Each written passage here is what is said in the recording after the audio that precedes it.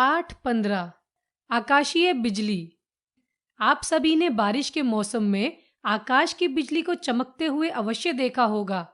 क्या आपको पता है कि यह क्यों चमकती है? बिजली चमकने के बाद बादलों की गड़गड़ाहट की आवाज क्यों सुनाई पड़ती है? प्राचीन काल में लोग इसे इंद्र देवता का प्रकोप समझते थे, लेकिन अब वैज्ञानिकों ने इसके कारण खोज लिए हैं। इसे अब एक प्राकृतिक घटना का नाम दिया गया है। अधिकतर बिजली आकाश में घने बादल छाए रहने के कारण चमकती है। जब तक तेज हवाएं चलती हैं, तब तक बादलों के टुकड़े भी चलने लगते हैं, और जब ये विपरीत दिशाओं से आने वाले बादलों के टुकड़ों से टकराती हैं, तो इससे उनके बीच की हवा इतनी अधिक गर्म हो जाती है कि वह प्रकाश और ध्वनि में बदल जाती है और एक पतली सी टेढ़ी मेढ़ी रेखा प्रकाश तरंग के रूप में बादलों के बीच कौंधती है, जिसे हम बिजली कहते हैं। गर्म हवा से उत्पन्न ध्वनि हमें बादलों की गड़गड़ाहट के रूप में सुनाई देती है। किंतु क्या आपने सोचा है कि पहले बिजली की चमक तथा बाद में बादलों की गड़गड़ाहट क्यों सुनाई देती है?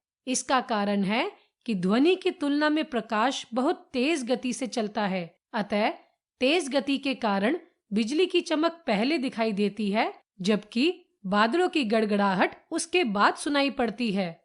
कभी-कभी यह बिजली धरती पर भी गिर जाती है।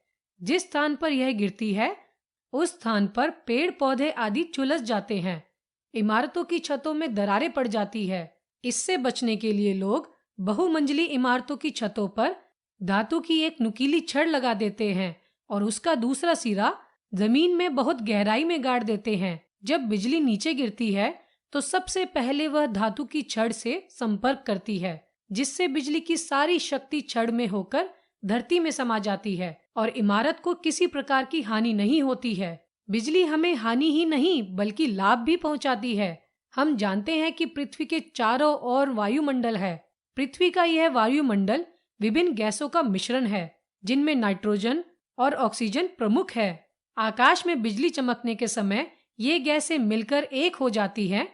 वह वर्षा में घुलकर पृथ्वी पर पानी की बूंदों के साथ आ जाती है और मिट्टी में मिल जाती है। मिट्टी में मिलने पर ये सबसे अधिक खाद में बदल जाती है।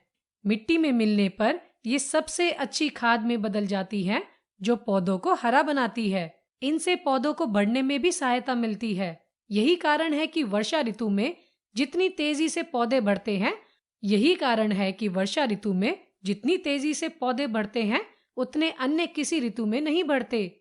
वायुमंडल में उपस्थित बिजली की शक्ति को प्रयोग में लाने के लिए हमारे वैज्ञानिक प्रयत्नशील हैं।